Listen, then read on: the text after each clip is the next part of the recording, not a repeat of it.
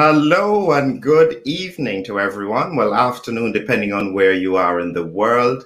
Today we have a really important topic, and I have the pleasure of having with me גירט van den Bosch from Belgium. The difference is that גירט is truly an international vaccine developer, and he's here to share some very important and unique perspectives on where we are now in terms of the COVID pandemic. So, pleasure to have you here with me, גירט. How are you? I'm fine. Thanks for having me, Philip. Wonderful. Listen, I think the first thing that we have to clarify is that we have to explain you are someone who is in the vaccine development business, so to speak.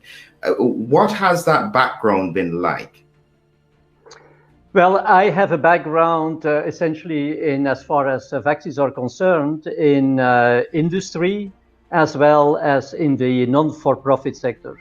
So I have been working with Bill and Melinda Gates Foundation, Gavi, especially concentrating on vaccines for global health.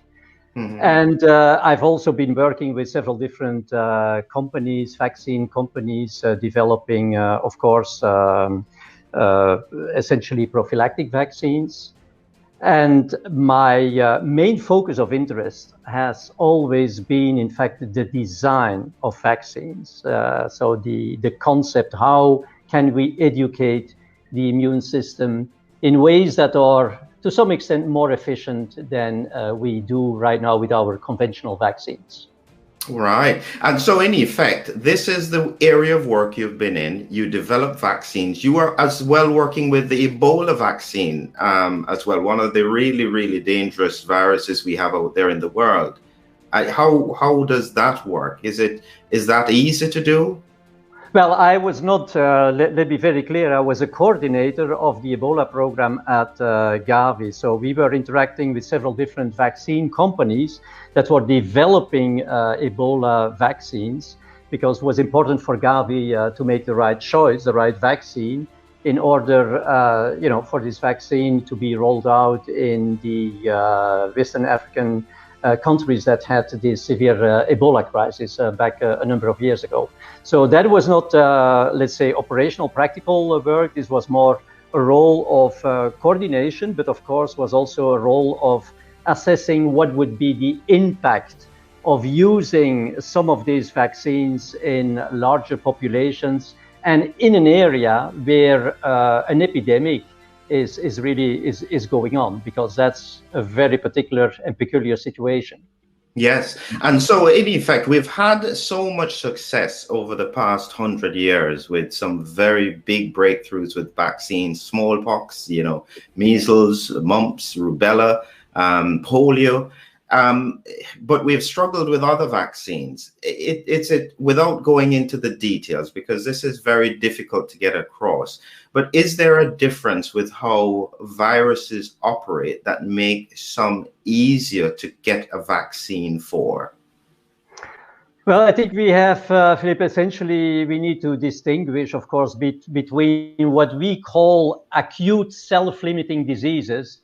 These are diseases that naturally come to an end, in a sense that ultimately the individual will eliminate the pathogen. Of course, some people may die, of course, let's be very clear.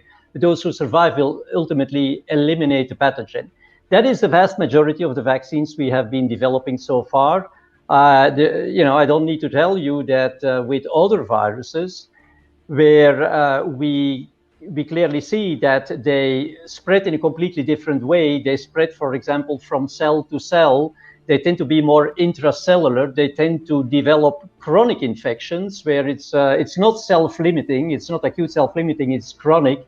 It is much more difficult. And that is the reason primarily is that most of the vaccines we are developing are still antibody-based vaccines. So we need these antibodies in the blood, or we need these antibodies to translate to the mucosa, for example, in order to capture the pathogen and to neutralize it. So some of the other bugs, they have a very insidious strategy, in a sense that they hide in cells that they can already at the mucosal barrier penetrate, immediately into cells, and then the cells may migrate, for example, to the lymph nodes. So they are shielded from the antibodies, and that makes it very, very difficult. Because we know that we can catch them to some extent in the blood, but what they do all the time is that they insert mutation and they fully escape to our antibody responses. So that makes it way more difficult. It's also more or less the reason why also against cancer, etc., we have not been extremely successful with vaccines as, I would say, standalone therapy. Yeah. Absolutely, yes. So it brings us into where we are with regards to COVID-19. Now, if we have 2020 vision at the moment, when we look back at the pandemic and where we started from, and I've always said that at the time when the pandemic started, when it got from China into Italy, into Europe, into the UK, I thought that the only way that we could manage this is to lock down and to prevent the spread of this very dangerous virus. We do have to stand back and see whether or not those decisions were correct. But as we said, hindsight is 2020. What would you say now, as we look back at the decisions we made then? Were we about on the right track? Did we make any mistakes? Well, frankly speaking, from the very beginning, and I mean, there is many people who can witness this or testify this, I always said that it was a bad idea to do lockdowns that would also affect the younger people, that we would prevent younger people from having contact, from being exposed. Because remember, the big difference back then was, of course, that we had a viral strain, COVID strain, that was circulating, dominant strain, and that was not highly infectious as those that we are seeing right now. Of course, when a new virus gets into a population, it immediately gets to the folks that have, weak immunity. And we know these people. This is to a large majority, of course, elderly people that have underlying diseases or are otherwise immune suppressed, etc. And of course, I mean, it was certainly the right thing to do to protect these people and for them also to isolate. But we have to distinguish, frankly speaking, and that is what we have not been doing, between those people that have strong innate immunity. I mean, it's not, you cannot see, when you see a person, you don't know this, but we know that young people have quite decent innate immune response. And therefore, they are naturally protected. And even more, I mean, if they get in contact with coronavirus, it will boost their natural immunity. So therefore, from the very beginning, I disapproved, the fact that schools got closed and universities, and that youngsters were preventing even from having contact with each other. That situation is, of course, completely different if you look at vulnerable people.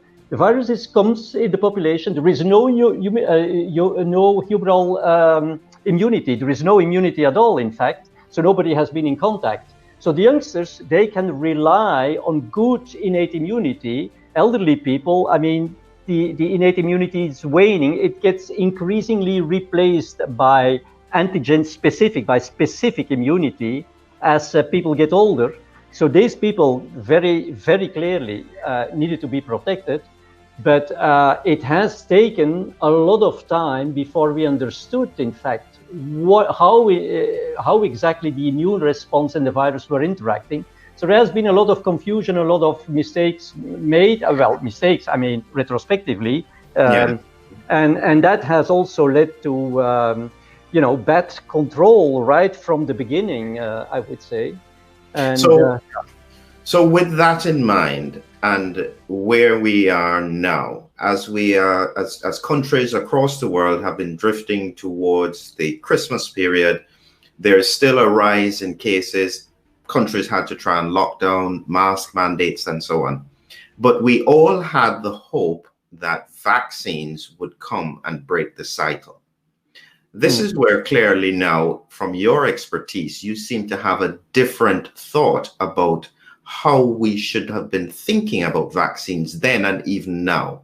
What is your perspective? Well, my perspective was and still is that if you go to war, you better make sure that you have the right weapon. And the weapon in itself can be an excellent weapon. And that is what I'm saying really about the current vaccines. I mean, it's just brilliant people who have been making these vaccines in no time and with regulatory approval and everything.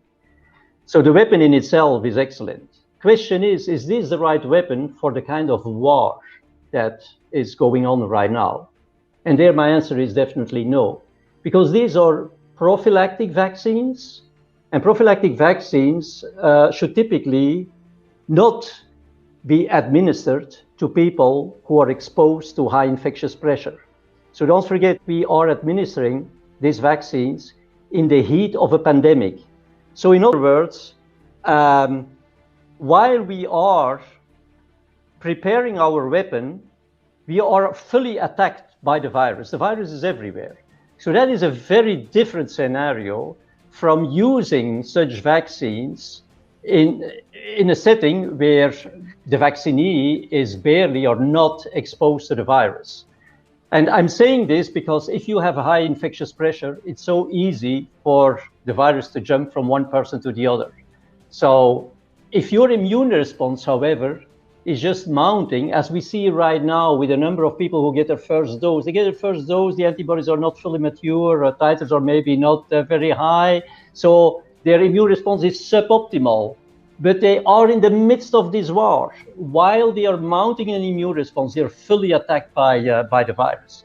And every single time, I mean, this is textbook knowledge, every single time you have an immune response that is suboptimal in the presence of an infection, in the presence of a virus that infects that person, you are at risk for immune escape. So that means that the virus can escape to the immune response. And that is why I'm saying that these vaccines, I mean, in their own right, are of course excellent, but to use them in the midst of a pandemic and do mass vaccination, because then you provide within a very short period of time the population with high antibody titers, so the virus comes under enormous pressure. I mean, that wouldn't matter if you can eradicate the virus, if you can prevent infection. But these vaccines don't prevent infection, they protect against disease. Because we are just, unfortunately, we look no further than the end of our nose. In a sense that hospitalization, that's all what counts, you know, getting people away from the hospital. But in the meantime, we are not realizing that we give all the time during this pandemic, by our interventions, the opportunity to escape to the immune system. And that is, of course, a very, very, very dangerous thing, especially if we realize that these guys, they only need 10 hours to replicate. So if we think that by making new vaccines and new vaccine against the new infectious strains, we are going to catch up. It's impossible to catch up. I mean, the virus is not going to wait till we have those vaccines ready. I mean, this thing continues.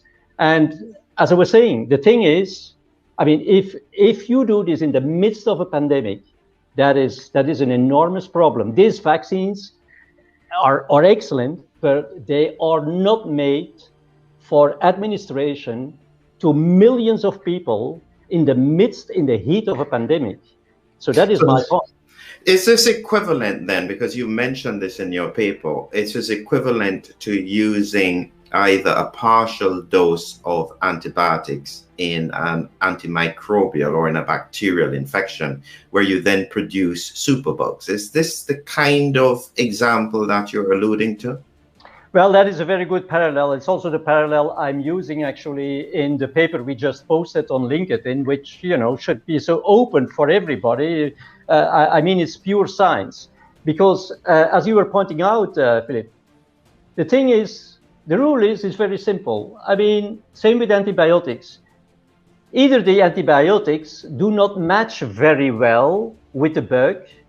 That's not good. That's why we are making antibiograms, to first identify which is this germ, and then we choose the antibiotics. We need to have a very good match, otherwise there could be resistance. So when I compare this to the current situation, do we have a good match with our antibodies? No, at this point in time, we don't have a good match anymore because we have this kind of like almost heterologous variants, so that differ from the original strain. So the match isn't very good anymore, and hence we see people are still protected, but they are already shedding the virus. So that is one thing. The other thing is the quantity, of course. You tell people, you take your antibiotics according to the prescription. Please don't, as soon as you feel well, that doesn't mean that you can stop the antibiotics. Same here. And I give just one example. If you give people just like one dose, I mean, they are in the process of mounting their antibodies. The antibodies still need to fully mature, etc. So this is a suboptimal situation. We are putting them in a suboptimal situation with regard to their immune protection. And on the other hand, they are in the midst of the war. They are fully attacked by all these kinds of highly infectious variants.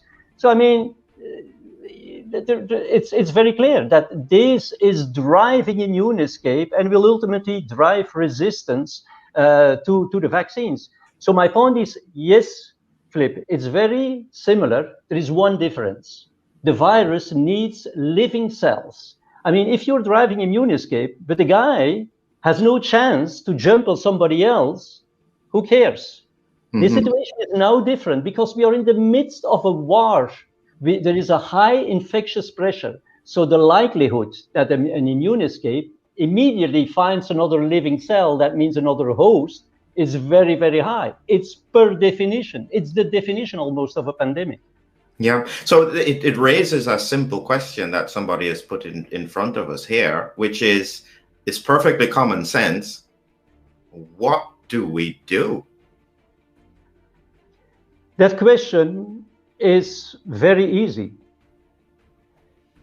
I mean, we need to do a better job when we are confronted with situations that seem very dramatic, like, an epidemic. Our generation has not, been living in times where there are epidemics or pandemics.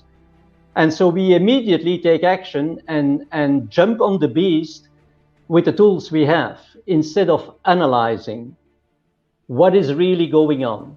And one thing that I thought was extremely interesting was, and it's something that was not really understood, we know that a number of people are asymptomatically infected. So they are infected, but they don't develop severe symptoms. Of course, they can have some mild symptoms, upper respiratory disease, whatever. So the question is, what exactly happens with those folks that they can eliminate the virus? They eliminate the virus. They will transmit it. They will shed it for like a week or so. And then they eliminate this. You could say, yeah, of course, we know that antibodies eliminate. Oh, wait a minute. The antibodies come later. You have first this surge of, shedding of the virus. And it's only afterwards that you see, a moderate and short-lived raise of antibodies. So the antibodies cannot be responsible for elimination of the virus. So what is responsible for elimination of the virus?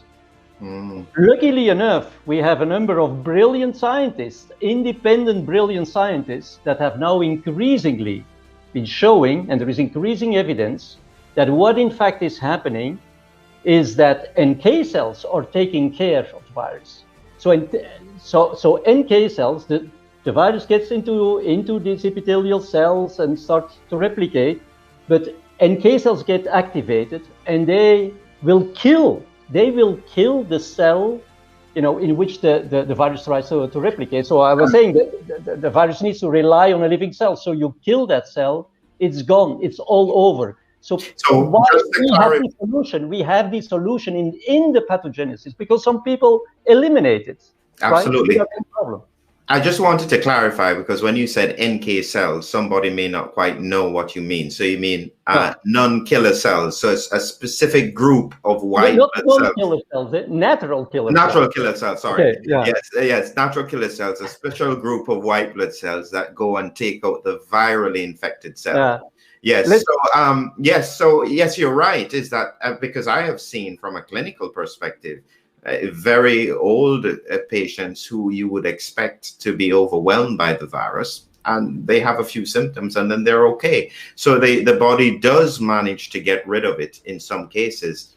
And so it raises the point that I've always been saying, is that we haven't spent enough time understanding how the virus impacts the body and understanding how the pandemic then will impact the world. We've spent all of our time just going for solutions. Has that been a mistake?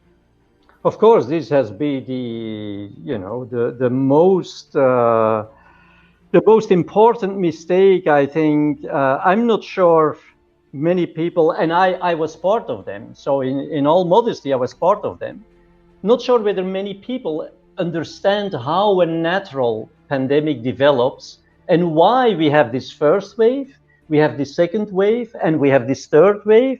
And I mean, these waves of disease and mortality and morbidity, they shift from one population to another. So I'm saying, for example, the second wave, this was typically also the case with influenza, World War I, when basically more soldiers, young people, died in the trenches of influenza than from injuries or whatever. So first the elderly, I mean, weak immune system, etc. Then it gets to the wave of morbidity and mortality to the younger people, and then it gets back to people who have have antibodies. So we have to understand this first. How does this come? Why all of a sudden does this wave of morbidity and mortality shift, for example? Why are the three waves? How do we explain this? And also, how does it come that some people are naturally protected and others are not? What are these mechanisms? What are these molecular mechanisms? Because if we make vaccines and all these things, at the end of the day, this is going to interact at the molecular level. And we have not been understanding this. I was just explaining, we don't understand our weapon because we don't understand that prophylactic vaccines should not be used in the midst of an epidemic. And we don't understand exactly what the virus is doing. So we go to a war and we don't know our enemy, we don't understand the strategy of our enemy, and we don't know how our weapon works. I mean, how is that going to go? So that is a fundamental problem to begin with. I understand, and I completely accept that. But at the same time, I am still thinking that if the governments don't respond in some way, because they have to be seen to be doing something,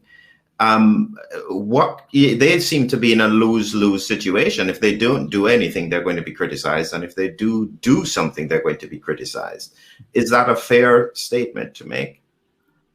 I don't think so. What was this oath of, what's the name of the guy? Hippocrates? Mm-hmm. You know the oath? The first do no harm. Okay.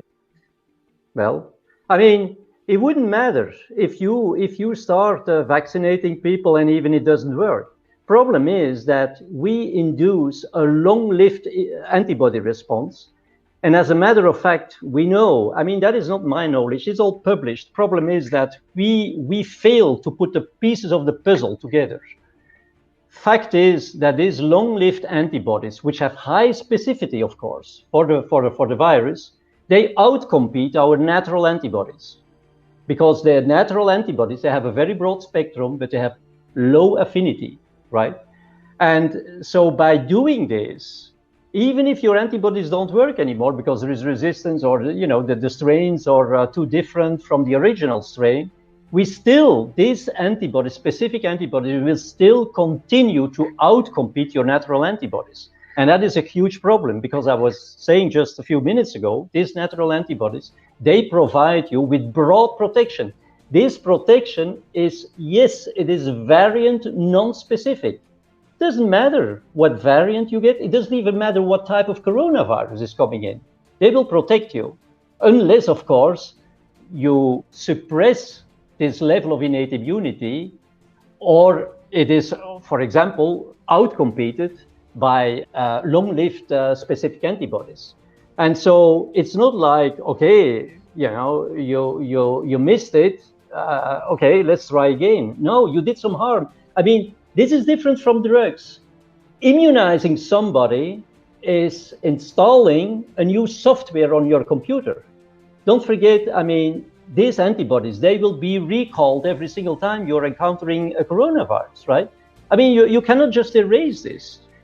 So this is very serious. This is very serious. So this is an important point, because when I was looking at some of the research around the challenges that they faced with the initial SARS-CoV, the first epidemic, and they tried to develop the vaccines, one of the things they found, certainly when they tested it on the ferrets, was that when they exposed them to a coronavirus again, they got a very severe response to it. Is this what you're saying, that we are putting ourselves in a position where we can then have much more severe disease, even to viruses that should normally be quite benign?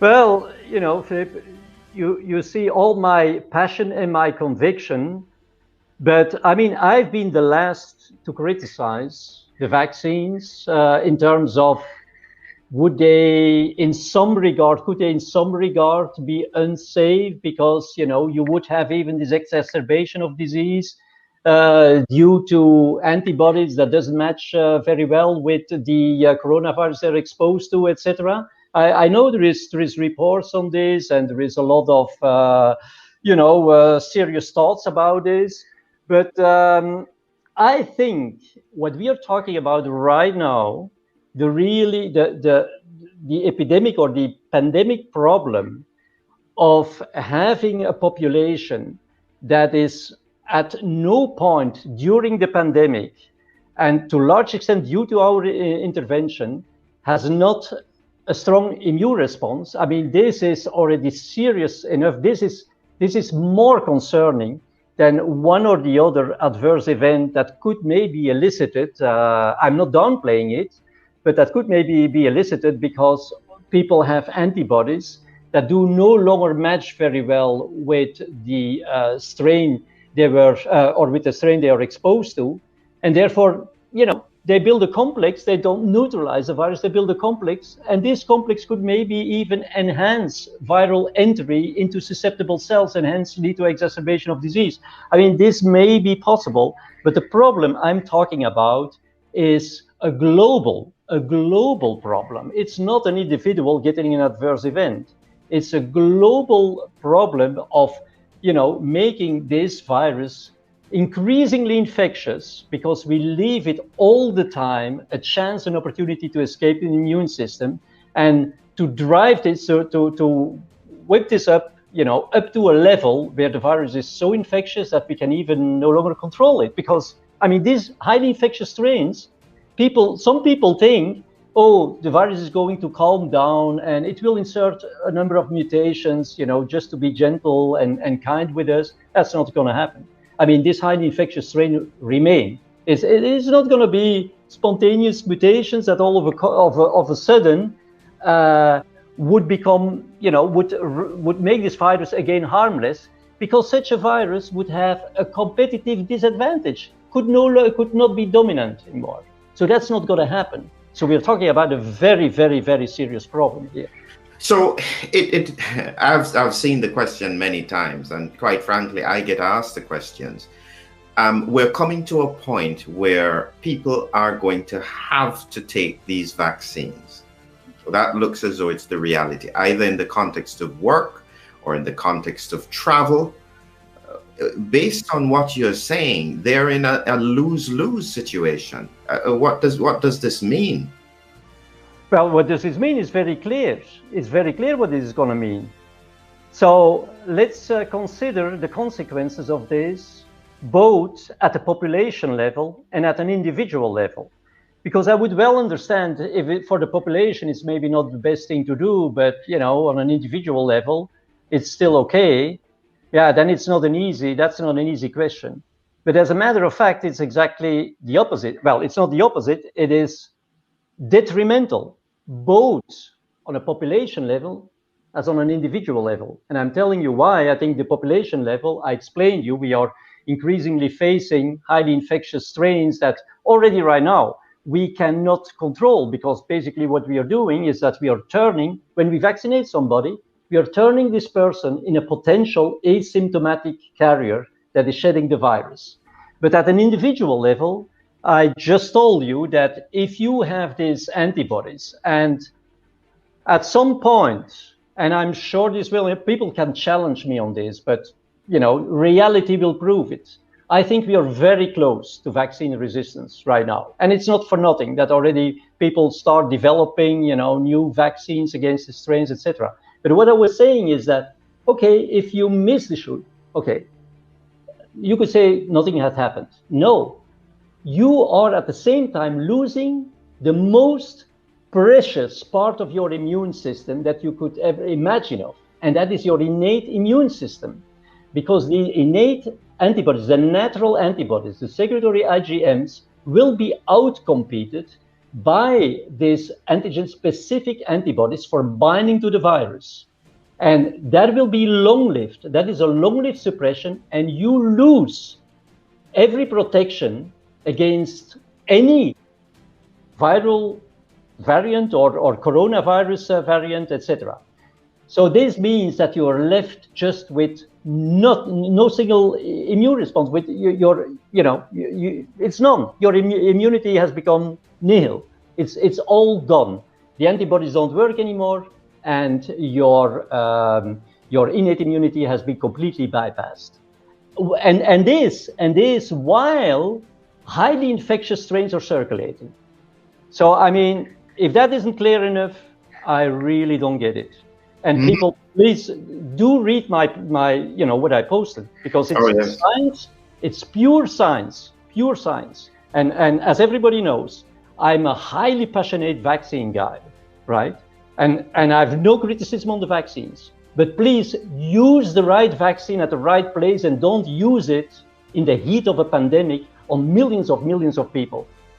We are going to pay a huge price for this. And I'm becoming emotional because I'm thinking of my children, of the younger generation. I mean, it's just impossible what we are doing. We don't understand the pandemic. We have been turning it in an artificial pandemic. Who can explain where all of a sudden all this highly infectious strain come from?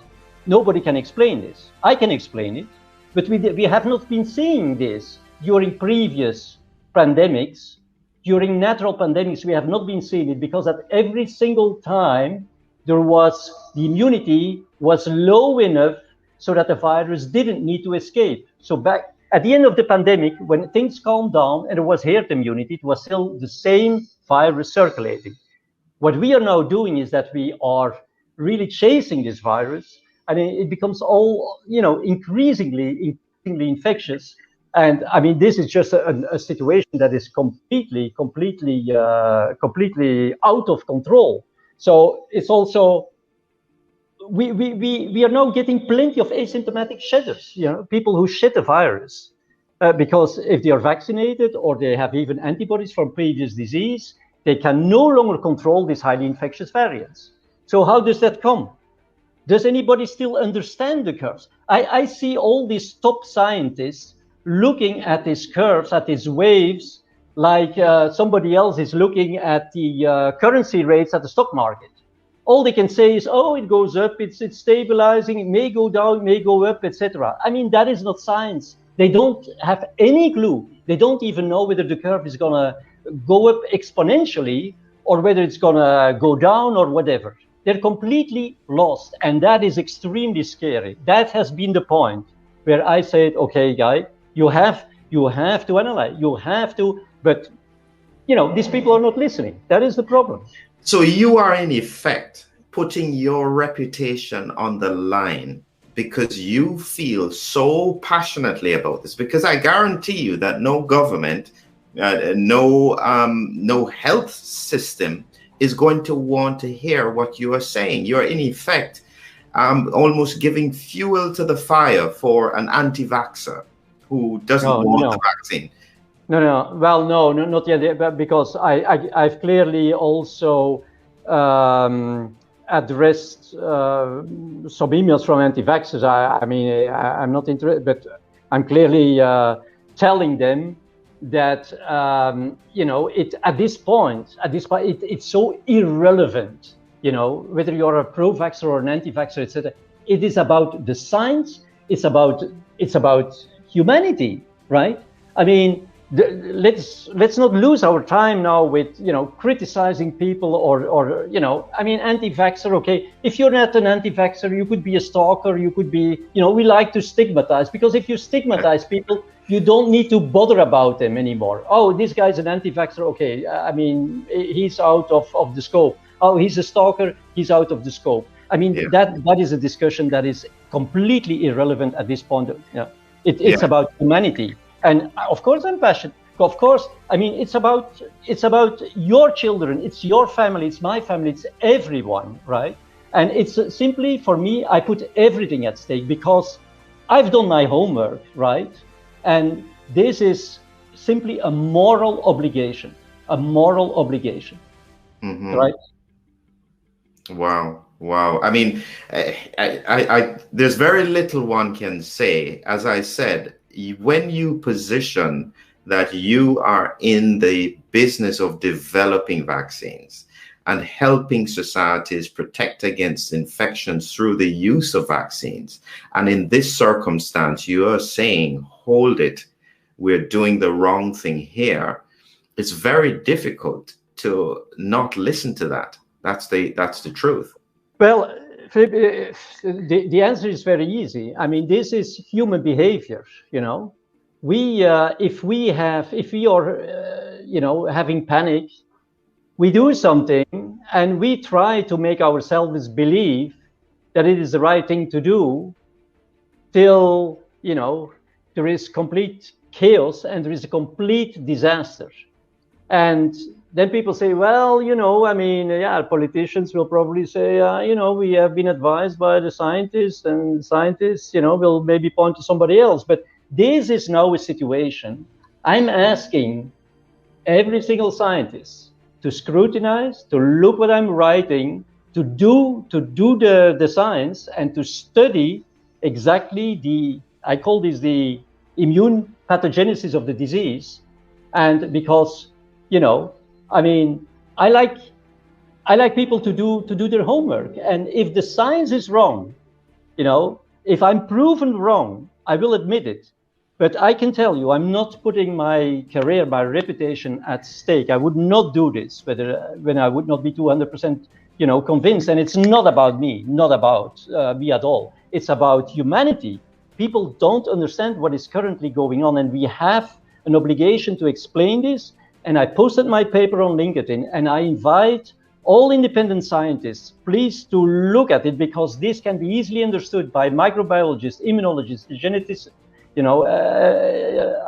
plenty of, biochemists, etc., all the biologists, all these people who have elementary knowledge. It's not rocket science. Elementary knowledge of biology should be able to understand this. And I can only appeal to these people, to stand up as independent scientists and to voice, their opinion. Yes. That was a long point that somebody put on about the innate immune response, over the false overreacting of the innate immune response, leading to detrimental effects in other coronaviruses. So I think you have expressed this so well, גירט, is that I think that just hearing your explanation, the passion, the focus on the science, I think that that's as much as you can do. I think that I don't even want to say any more, because I don't want to lose that passion that you have just expressed, how much you are doing in terms of trying to see if you can make a difference with regards to the impact that we are having in this pandemic. We really, really appreciate that, גירט. We really, really appreciate that.